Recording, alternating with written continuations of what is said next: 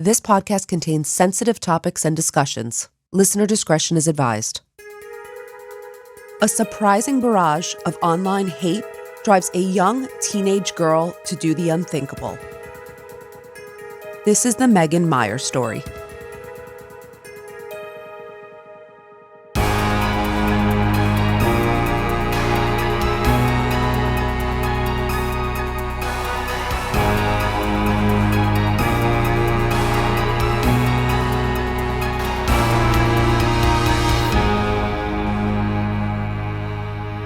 And before we get into today's case, we just want to let the audience know that today's episode will contain discussions of suicide. So extra listener discretion is advised.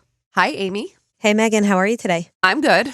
I am taking up gardening because James is making me, just so you know. He built us a garden in the backyard. He also finished building my pond. So I have frogs, fish, and all other fun stuff. All the stuff that I was really looking forward to in a backyard. So I'm pretty happy.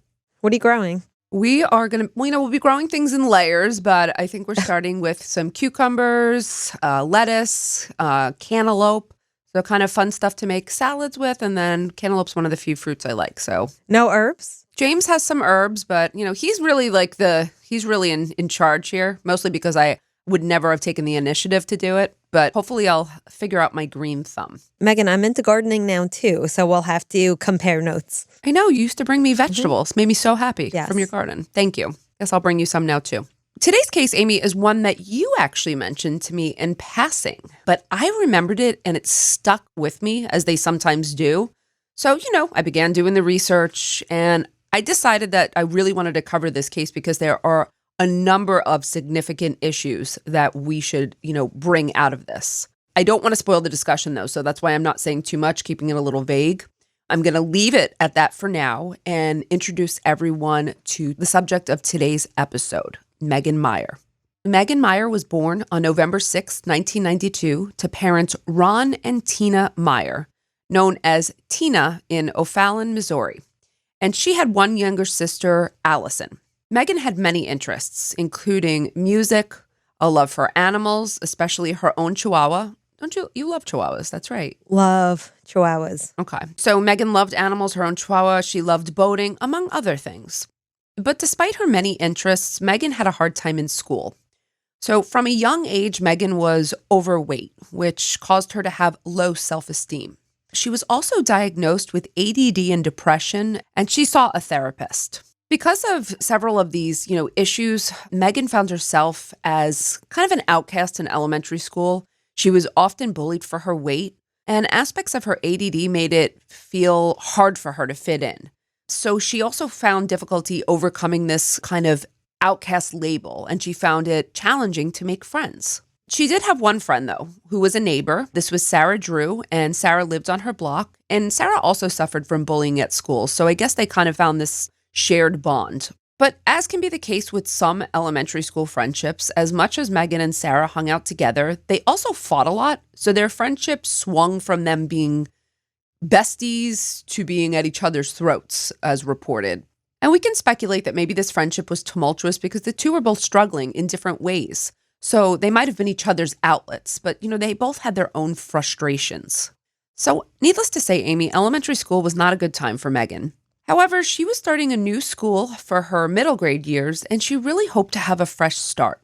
She was really hopeful that she would make friends and that she wouldn't be on the fringe, kind of, so to speak.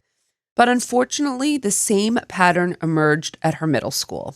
Meghan became an instant target for bullying, mostly from students who commented on her weight. This always makes me think how difficult it is to be in school at this age. Mm-hmm. It's so challenging on its own. And then to have this added pressure. And unfortunately, Meghan's depression deepened, and she begged her parents to homeschool her so she wouldn't have to deal with the bullies anymore. And while her parents didn't think that homeschooling was the right choice, they did get her transferred to a different school. And this school was finally a good fit for her. Meghan was really thriving in this environment. She started to make friends and she started to join sports and become involved. But her newfound happiness put a rift between her and her childhood friend, Sarah, because Meghan kind of stopped hanging out with Sarah. She was moving on. And I think it's quite normal for kids to outgrow their original friendships as they move up in school. I don't know how you feel about that, but relationships change. Elementary school friendships don't always last forever. It's not exactly abnormal, but I'm sure it was very hurtful to Sarah. But Meghan didn't seem to be so upset about her waning friendship with Sarah. But before their friendship totally disintegrated, Meghan and Sarah had created a secret webpage on the social media platform MySpace. I know we've discussed this before, but did you use MySpace? Of course I use MySpace, and that's where me and Alan reconnected. You don't know that? I always know that you reconnected online, but I never remember that it's MySpace. I think the reason I don't remember is because I never used MySpace. Really? Which probably doesn't shock you because you know how I can't do anything social media-wise. So I guess that's not a surprise. Nope. Before Facebook became, the premier social media platform, MySpace was really popular from around, I think it was like 2006 to 2010. And Meghan and Sarah used their secret MySpace page to chat with other people. However, Meghan's mom, Tina, found out about the page and forced her to shut it down. Social media was incredibly new in 2006, and parents were very concerned about the types of people and possible predators that their children might encounter if registered on this type of website. I don't think now is any different. I think the concern is probably even more heightened. And Meghan's mom, Tina, was no different. She did not think that MySpace was an appropriate place for her daughter to be talking to strangers. But when Meghan was entering the 8th grade, she asked her mother again if she could go back on MySpace since she was older. And Tina agreed this time, just as long as Meghan would agree that Tina would be monitoring her posts and her friend requests. So Tina said, okay, I'm going to allow you this, but I'm going to be involved as well, and I'm going to be keeping track. That's what I would do. I mean, fair enough. I was going to ask you that at the end because you're a parent, so how do you handle these kinds of things? It's very challenging. Meghan was elated, reestablishing herself on MySpace, where she got her first ever friend request. And this request was from a boy named Josh Evans. Now, Tina was not thrilled that a random boy was messaging with her daughter, but she reluctantly allowed Meghan to talk to Josh, again with her supervision. From his profile picture, Meghan thought that Josh was very cute. He was around her age, so I think he was 14, and he was looking to make new friends since he was moving to Meghan's town. So Josh was very complimentary of Meghan in their online chats, telling her that she was pretty. And remember, none of Meghan's peers had really ever told her that before. So she was naturally incredibly touched by these comments and by the positive attention that she was receiving. Meghan and Josh online chatted pretty much after school almost every day. But when Meghan asked Josh about talking on the phone, he responded that unfortunately, he and his mother did not currently have a landline or a cell phone. I have a feeling that this case is reminiscent of a crossover that we did with Minds of Madness. I'm not going to give anything away, but am I right? There are similar themes. Yes, you're not wrong. Let's put it that way. Oh, And I think at the very least, this is odd, right? Considering even in 2006, most people had a cell phone, but even if you didn't, and I don't even know, I did. Yes. Okay. It wasn't that long ago, but most people had a landline, certainly. But again, perhaps this was because they were moving. They were in between phones at the time. So that's, how you might explain that? Because not everyone had cell phones, and if they're moving, then they don't have a landline. Yep. Even though Josh has internet access. Oh, okay. So it seems a little shady. I mean, it's definitely a red flag, I think. So whatever the reason, though, Meghan didn't press the issue. She was happy. And so they continued chatting online. And their communication went on like this for several months, Amy.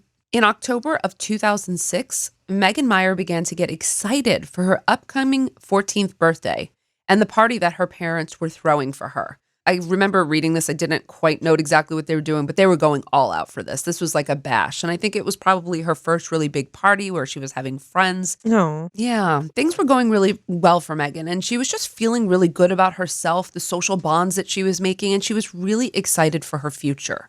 But Amy, just as Meghan's whole world seemed like it was falling into place, Meghan's happiness would be quickly shattered. You see, on October 16th, seemingly out of nowhere, Meghan got a message from Josh online saying that he wasn't sure if he wanted to be friends with her anymore because he heard that Meghan was not nice to her friends.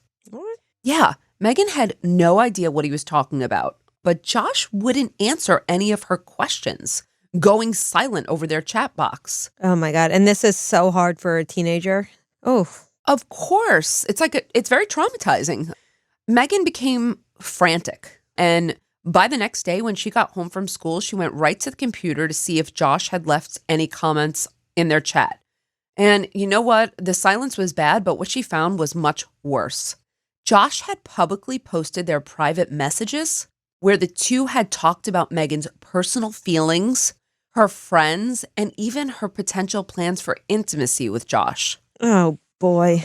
Yeah. Ugh, This I is hate so this. basically this Okay. is all over the internet for anyone to see and find.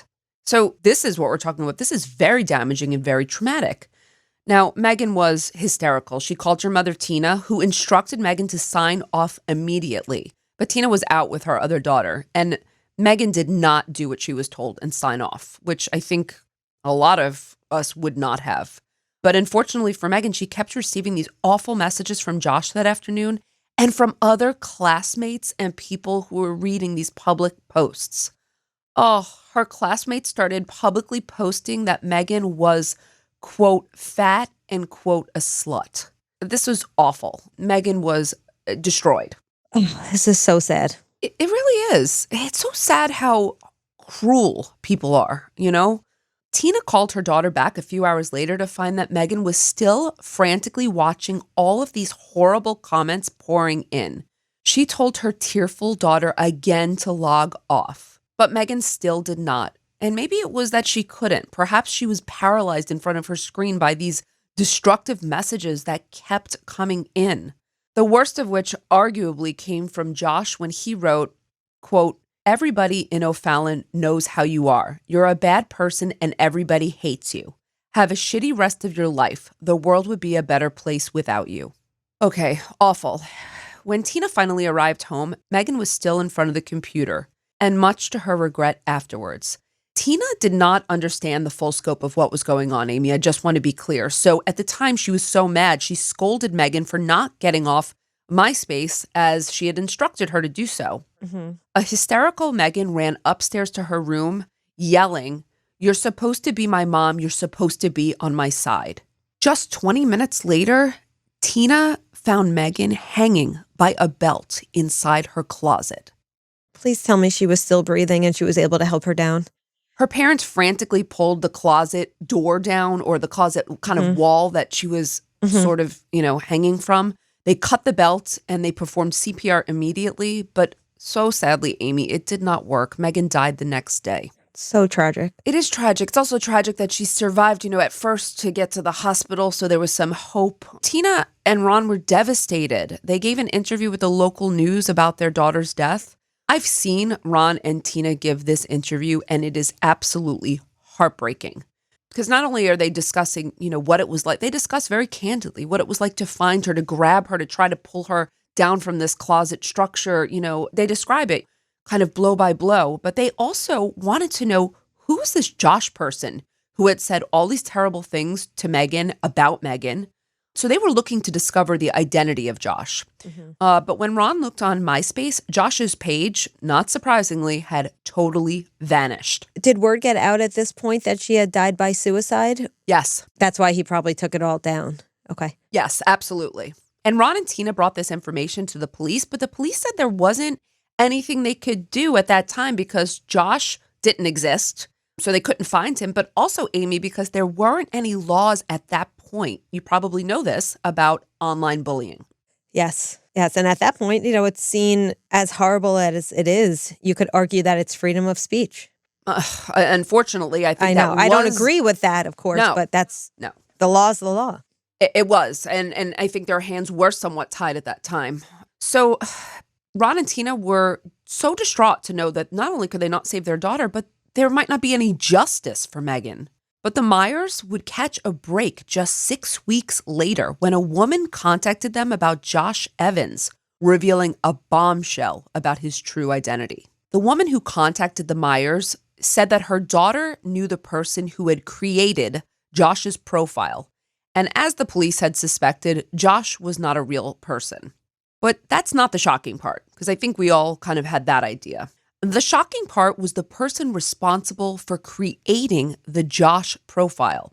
This is all coming back to me now. Is this the mother of the friend? Absolutely correct, unfortunately. So the person responsible was Lori Drew, the mother of Meghan's former friend and neighbor, Sarah Drew. Not only was this a bombshell for the obvious reason that this is a grown woman bullying a child. Meghan, I'm assuming in a case like this, all they had to do was track the IP address and it led them to this woman. Well, it's not only that, they knew her identity. So they were able to get her computers now. So it made it much easier because this woman had provided a name for them. So they couldn't do anything before. And remember, computer forensics were not as sophisticated then. Police departments weren't dealing with them on a regular basis. This was such a bombshell also, though, Amy, because Lori and Tina had been friends. Lori and her husband, Kurt, attended Meghan's funeral and offered consolation to the Meiers. They had stayed so close, in fact, that when Lori and her husband asked if they could hide their kids' Christmas presents in the Meiers' garage, they said yes without even thinking about it.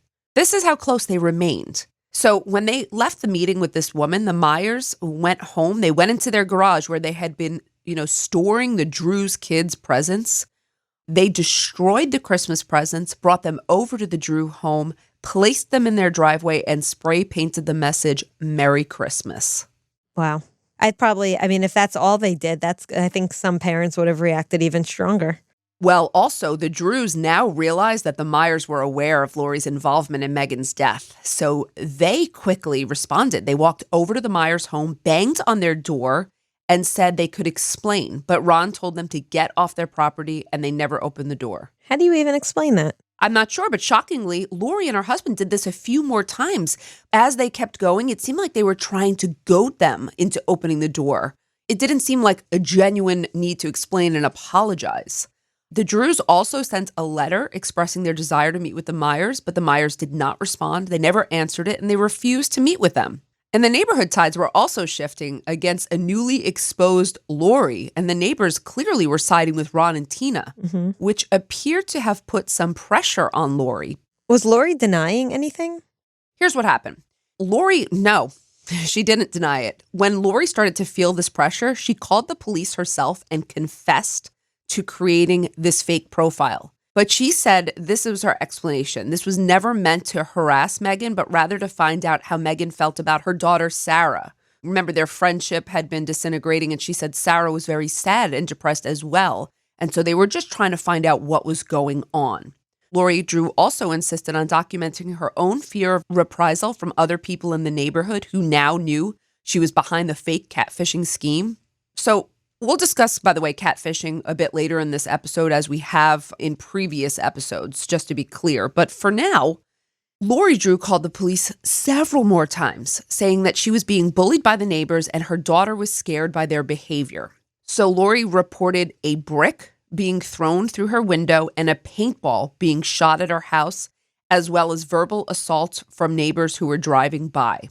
Lori Drew also claimed that these acts were all committed by the Meiers, but some felt that, there was kind of mixed opinion. Was it, and most people didn't feel it was the Meiers, but some felt that it was Lori fabricating or committing these acts herself in order to bring suit against the Meiers.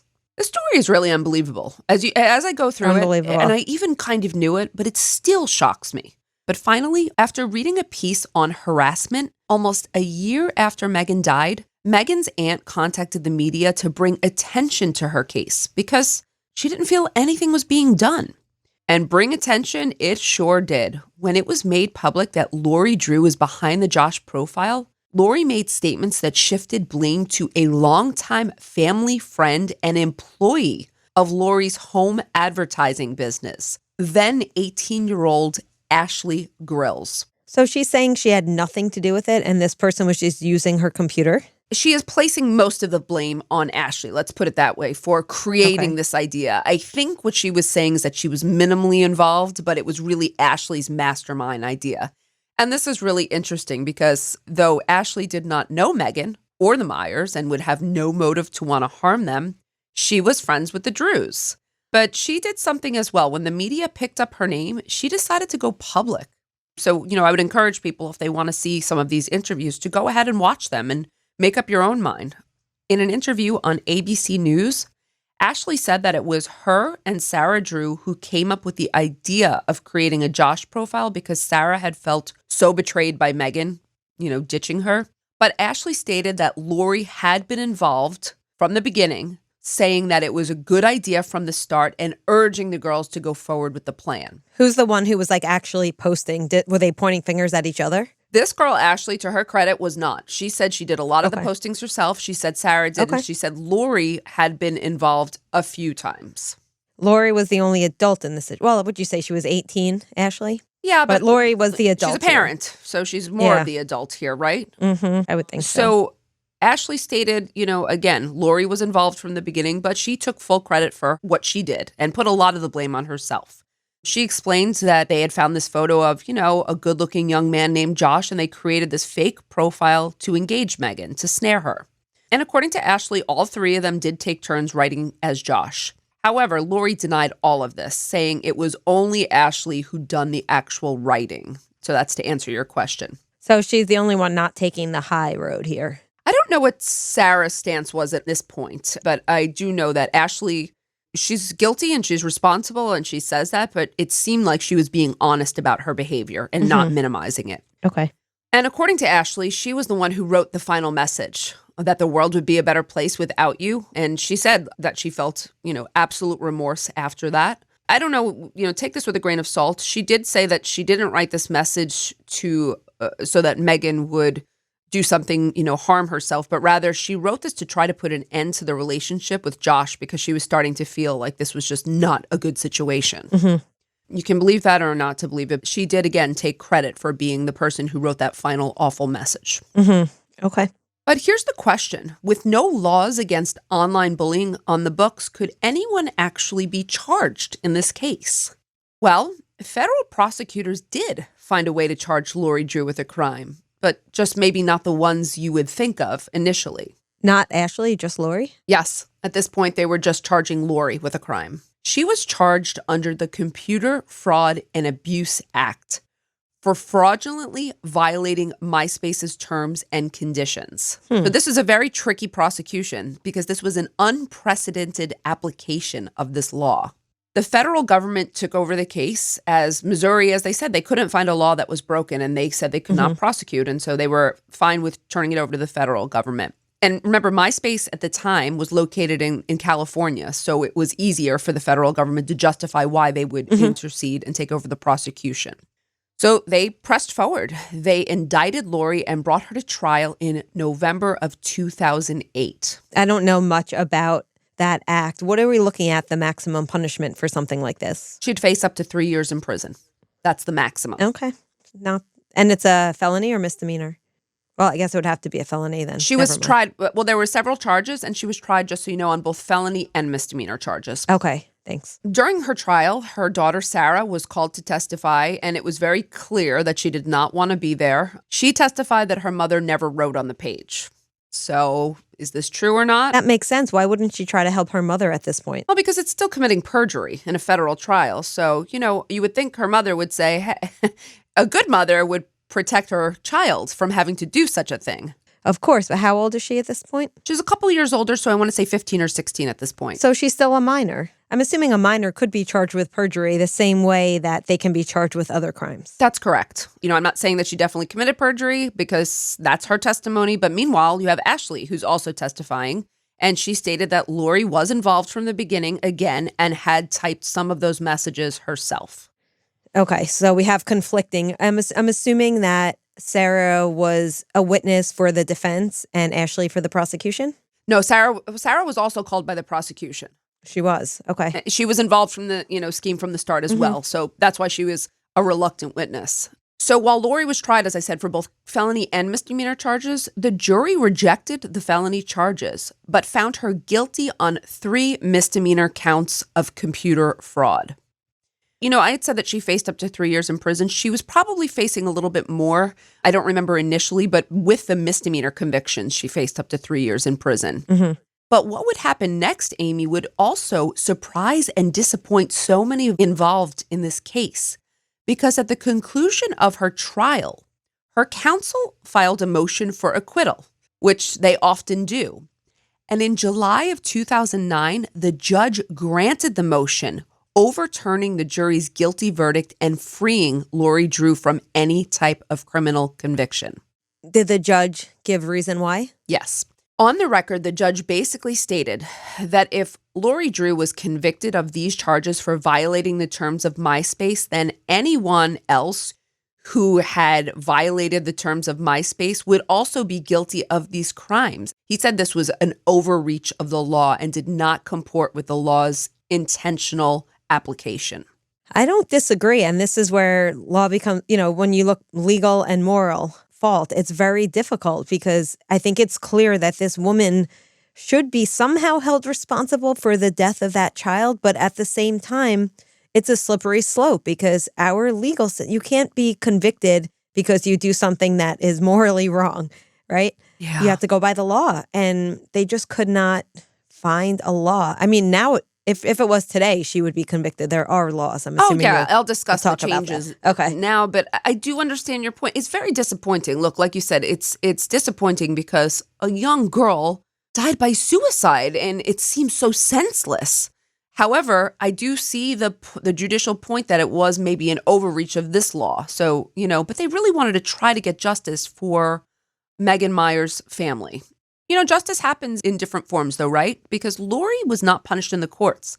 However, she was shunned by the community, her business failed, and she was definitely forced to relocate.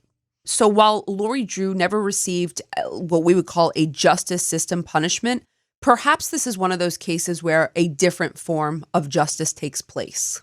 Do you talk about this at all in your classes, Amy? Do you talk about justice through shaming and how extra legal types of shaming can sometimes even be more impactful than being shamed or found guilty in a criminal court? Yeah, we talk about it in terms of informal and formal sanctioning and how in some communities, informal sanctioning is much worse than a formal sanction. A formal sanction would be a punishment by formal authority, where informal would be shunning from your community members or some of the informal punishments that you mentioned in this case. Right. So I wonder if she would have been punished in accordance with the law, this would have been a misdemeanor conviction. In misdemeanors, oftentimes the process is the punishment, so just going through all of this. Mm-hmm. But I wonder if, being shunned and being outed and being, basically a pariah, I guess is the word a pariah in your community, if that might have been almost worse for Lori Drew. And if she is a human being, also living with the guilt of what has happened, is you can't get a more punishment than living with yourself after something like this happens. Because I don't think her intention was for this child to die. No, I don't think that was her intention. But maybe you should think about your actions have consequences. Yes. So what happened after all of this was over? Well, though Tina and her family did not find justice through the courts, there are some very positives that came from this tragedy. Tina founded the Meghan Meier Foundation, dedicated to ending cyberbullying. And she does a lot of work in this realm. She's an advocate. She does a lot of speaking. She's devoted her life now to this. Do you know if the family tried to file a civil suit in this case? I'm not sure if they did because, again, it's that the law wasn't quite caught up. So I don't know if they would have prevailed civilly. I know it's definitely a lower standard in the civil courts, so it's possible that they did, but I'm not sure. So I don't want to say for definite. Okay. But I can tell you that the law did change. So Congress in Missouri passed the Meghan Meier Cyberbullying Prevention Act in 2008. So this essentially criminalized cyberbullying, which unfortunately was too late for Meghan, but in time to protect others and punish future offenders of this, very serious form of bullying. I think that we focus a lot on in-person bullying, but people don't tend to realize how serious online bullying can be, especially because the potential it has to reach such masses. And again, bullying one-on-one, I'm not diminishing it because it's just as serious, but I felt heartbroken for Meghan reading the story that everyone had been exposed to her private thoughts. Mm-hmm. So now you're not just being bullied by one person, you're being bullied by possibly hundreds and even more. Mm-hmm. So it's very far-reaching. So following Missouri in 2008, most states passed this type of legislation. So that would be, around 2010. With currently 48 states having cyberbullying legislation to punish these offenders. I looked it up, and I'm not sure what the reason is, but it seems that Alaska and Wisconsin are currently the only states who do not have explicit cyberbullying laws. I'm really pleased to hear that the vast majority of states do. Yes. That's great because there are many cases that are similar to this. I absolutely agree. And the problem here also, as we know, is that the use of catfishing, posing to be someone else, complicates the matter. We've discussed these cases in which those who catfish are not necessarily punished because catfishing is also not yet illegal in itself, but it often leads to other crimes, which include cyber harassment, bullying, illicit sexual acts with minors, defamation by using someone's identity, and so on. But again, catfishing to date is not yet a crime. But if I was a betting woman, I would say that's going to change as well in the future. Do you think so? Do you think catfishing will be criminalized at some point? I do, especially when you hear of some of the cases that had outcomes that are similar to this, like that case. What was the case called that we covered on Minds of Madness? Lindsay Cotton. Unbelievable case. That case, yeah, they really do shock you. Okay, so let's talk about how did this happen, right? Lori Drew was clearly an overprotective mother, someone who did not want to see her daughter's feelings hurt. And I'm sure that's, something that many parents struggle with, knowing when to interfere and how becomes an important question. I imagine that, without getting too personal, I imagine that you somewhat have to deal with this now that your daughter's getting almost to this age. Yeah, I refuse to let her go on social media. Yep. Some of her friends have social media, but I won't. I have her, she does text with friends. She has like an email address that she could text with people. Okay. I'm constantly watching what they're saying. And anytime anything seems even flirting with the idea of bullying, I get in there because I am so aware. There's also a balance here as a mother, though. I would think all of that, of course, but isn't there a balance here? Like Lori Drew decided to intervene in the most serious of ways. Wasn't there an option to let her daughter work it out or perhaps speak to Meghan's parents? Like her plan doesn't match the action. Like when do you know when to do that and draw that line? It's so complicated, right? Yeah. And I've had to do that in the past. I think I've told you about that, is I usually let my daughter figure it out on her own. But there was one situation where I felt that somebody was bullying her and the children weren't able to handle it, it seemed. So as much as I didn't want to get involved, I texted the mom in a very friendly way. Yes. Just saying, like, would you mind, I'm just going to shut it down on my end. Would you mind telling your daughter to just disengage at this point? Right. That seems like a responsible way to handle it. But it seems that Lori Drew, as her and Sarah became more involved in this scam on Meghan, they really seemed to take pleasure in getting her hopes up and crushing them. In some ways, I think Lori and her daughter were people who felt a lack of control, so much so over their social relationships that they acted out in a way that would allow them to be almost in control and take more power, demonstrating their power over people. To be honest, I think it's predatory in nature, but had Lori told her daughter this was wrong, this is not the way to handle this situation, this would have had a different outcome. But instead of doing that, she's not only allowing it, she's condoning it. So she's reinforcing this bad behavior because I think she felt great about taking that power back and punishing this girl for hurting her child. So she has a distorted process as well. Yes. And as a mother, anyone who has a child, I'm sure feels the same way. You want to protect your child, but not at the expense of hurting someone else's. Exactly. I also think behind a screen, we could talk about that, allows those people who feel powerless to revel in control and fantasy because they don't have to face their victims. It becomes, we did discuss this in the Minds of Madness episode, it becomes a cruel obsession and an addiction. And I think, it feeds all sorts of bad continuing behaviors. And obviously the consequences are disastrous. And the irony in this case is that Lori Drew complained about all the online harassment that she suffered after being exposed. Oh, boy. I doubt there was a lot of sympathy for her. Nope. Okay. This is the tough question that we ask ourselves at the end of the day, is the one, did the system get it right? So how we answer this one is complicated, right? Yep, because I think, as I said before, when you look at the law, there's only so much we could do. I do think that Lori and Ashley were culpable. And it doesn't sound like Ashley faced any charges either. So they were culpable in some ways, but again, we don't live in a system, and I'm glad we don't, but we don't live in a system where you can just, you can't prosecute people on the basis of what you believe is morally wrong. And so at the end of the day, maybe the system did get it right. And as I said before, Lori's going to be living with the guilt of a child dying as a result of her actions. I know that sounds harsh, but No, I understand. Technically, yes, the system probably technically did get it right, but the system itself was the problem, and the system wasn't right, would be my final opinion. Because that is correct. yes. I agree with you. The system had not yet caught up with technology in many ways, right? I think because society wasn't aware of all the potential dangers at the time of the internet. And we now know all of the host of crimes that have come, but the law is slow to address change. So it's not necessarily that the system didn't get it right, it's that the system itself wasn't right. But again, the legacy here, I think, is that Meghan Meier's case was the one that was instrumental in moving us forward in this area of the law. And I hope that that will be the legacy. And her mother, I hope that she continues to do the advocacy work she does. And what a legacy to leave, to have the entire country now moving forward because of you. So for that, we'd like to end on that positive note. And of course, we wish her family well. So we'd like to end on a positive note, but we also want to make listeners aware of, what they can do in a crisis situation.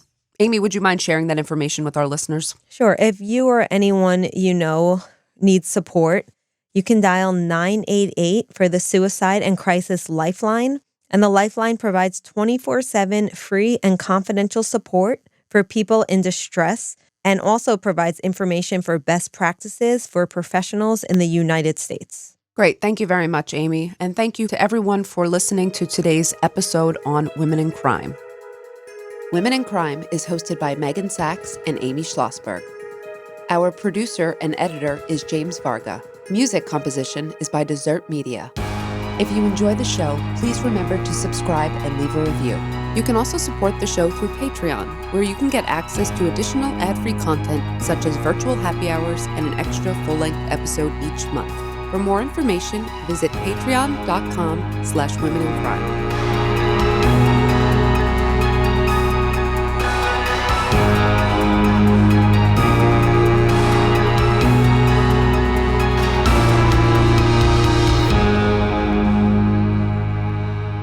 Sources for today's episode include the Meghan Meier Foundation, NBC News, ABC News, Statista.com, and an article in Wired.